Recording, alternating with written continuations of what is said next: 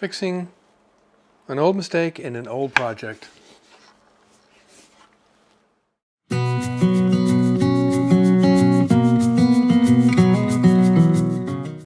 Many, many years ago, I built this little side table, picture, that sits beside the couch where I sit.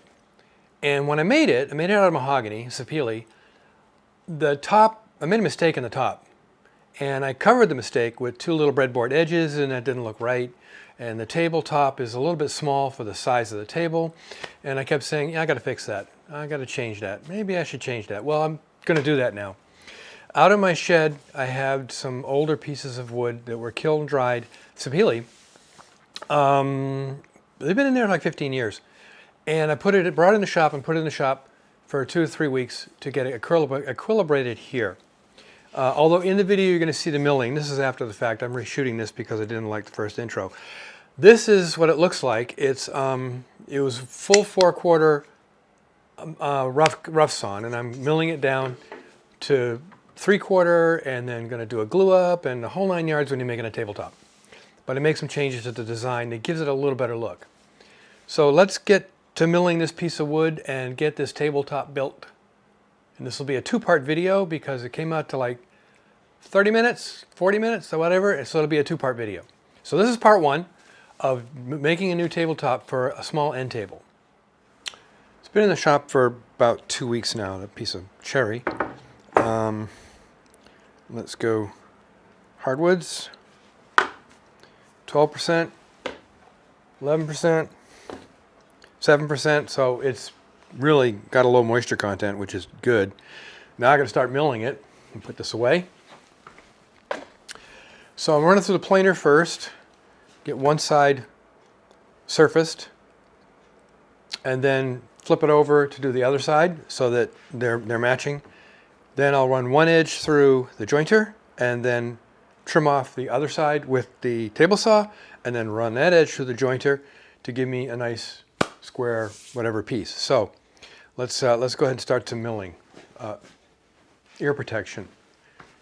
Got to have ear protection with tunes.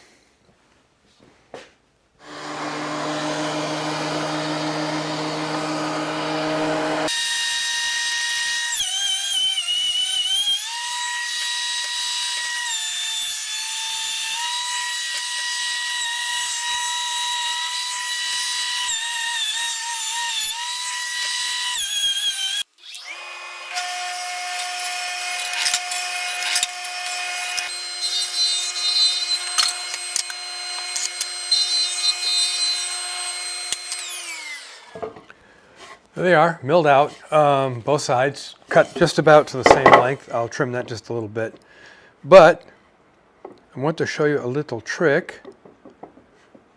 So to get these two joints here, this joint right here, really, really tight, fold the piece up like so, pieces up like this so, bring them over your jointer, then run them through the jointer like this. So the jointers, no matter how you adjust them, aren't always perfect, but this will give you a really good jointed edge for doing the glue up.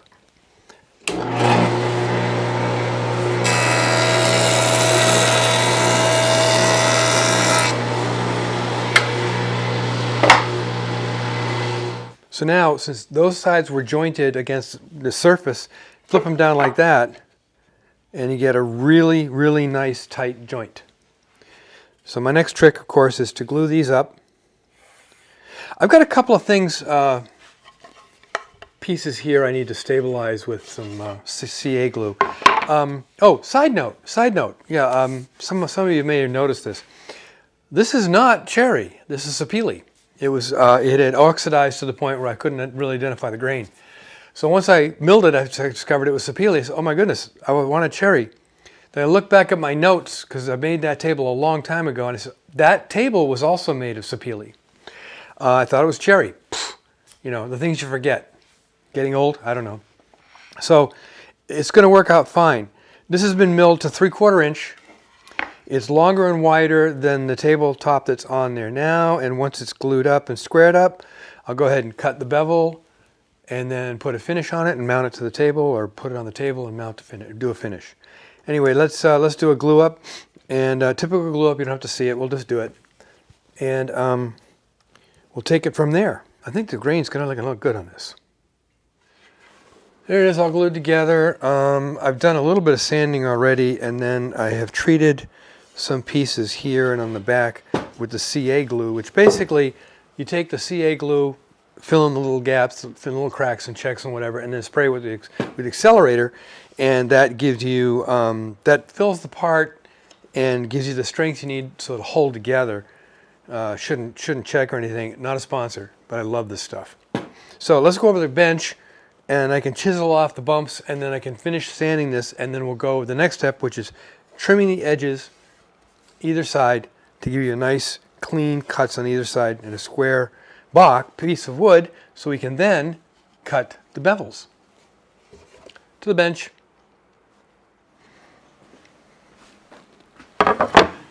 Okay, I've got to chisel off some of the bumps from the CA glue repairs. I made these bench dog clamps. They're made from Harbor Freight F-clamps, and you cut off the end and you epoxy on some half rounds of oak, like I did here, and then you put these pins through it so it won't fall through the hole. There'll be a link in the description to the video I saw these in, and it convinced me to make them. They are really great hold downs, hold fast. So let me chisel off some of these repairs.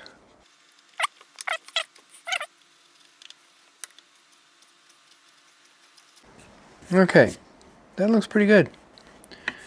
There and there. All right, I think I want to put a little bit more on here because there's a few pits I want to take care of. Other than that, this is ready for the next step in the sanding. I was sanding it with 100, and I'll go back and sand it with some more 100.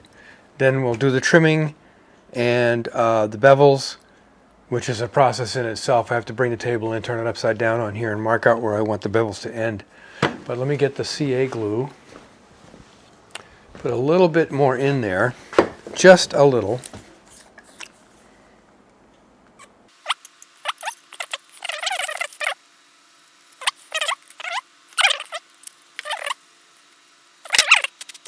All right, so that's it for this process. The next process is to finish the sanding and all the stuff I discussed earlier. So let's get this back over to the bench and start sanding it again with the 100, and then work from there to get this finished. It's funny how I have to bring the table in here upside down and mark it all out to make sure I put the bevels in the right place, but we want the bevels in the right place. So back to the sanding station. All the little slight imperfections have been fixed with the CA glue. So now I'm going to sand with 60 grit, and then, I'm going to 100 grit, then 220. Then we're going to trim the sides. I'll do the bottom with some 100 just to smooth it off a little bit. But this is the dollar side here, so this is going to get sanded down with 220, maybe 320. Anyhow, so let's make some noise.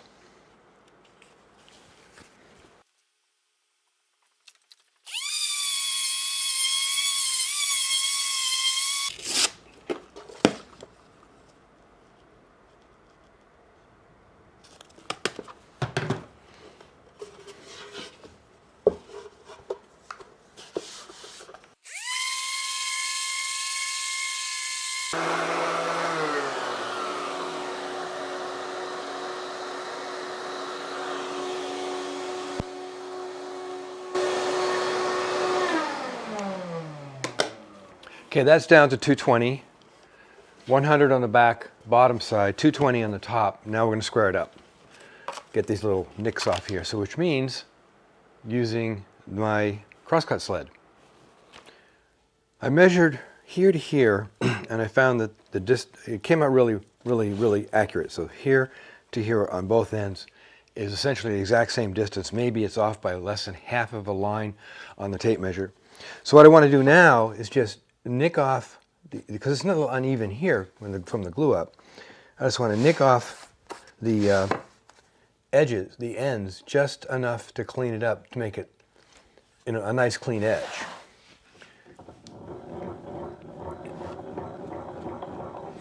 And there's that. So I bring it right to just, it's a little further out here than here, so I bring it, so it's just going to nick the blade right there, and we'll make some cuts.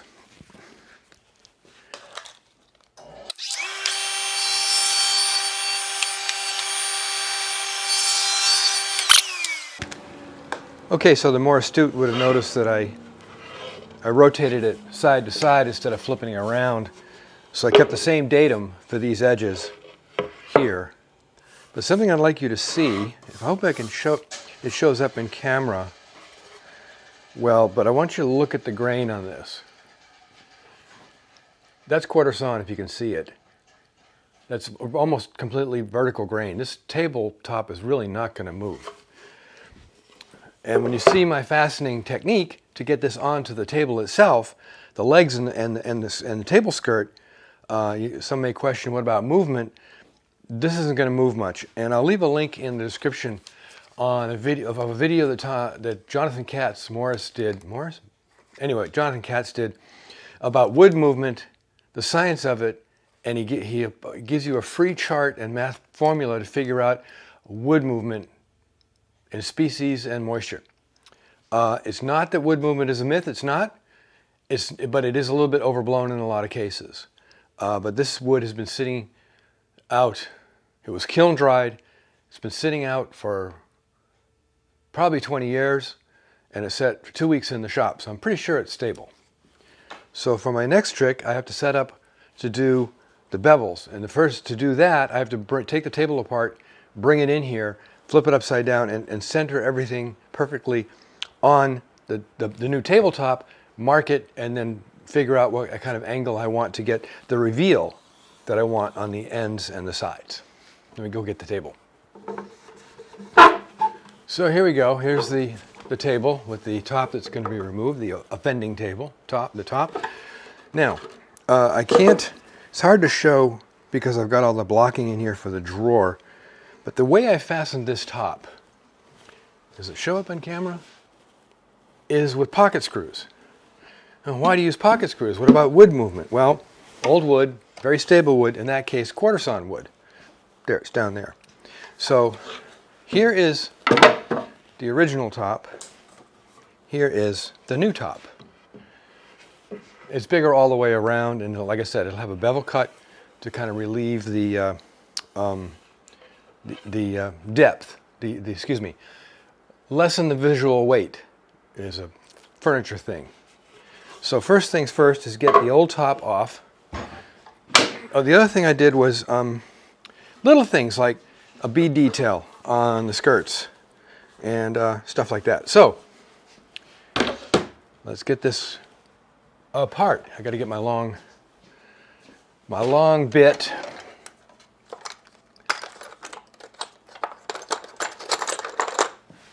And a drill driver,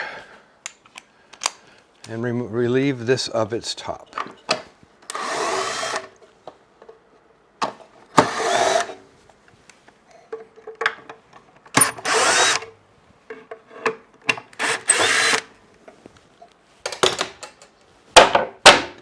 Here we go.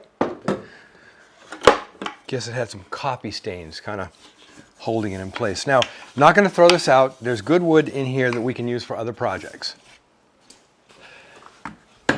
So now I'm put this top side down,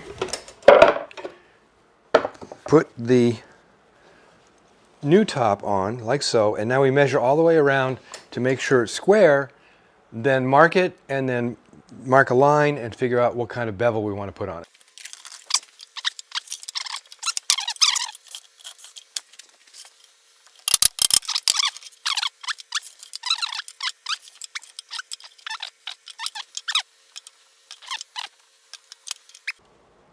Okay, so that's that. Mark that, there, here, and here. And I'll just connect the lines and then we'll do our math and figure out where exactly. There's going to be a short bevel. It won't be that huge because it'll probably be about a 3/4 inch, just a little nick off because of the way this is set up. But let me connect these dots and we'll do the math and cut the bevels. Thus ends part 1. I'm still editing part 2. Our part 2 will be published next week, and we'll finish up this table project and then move on to the next project after that. So until then, make great things out of wood.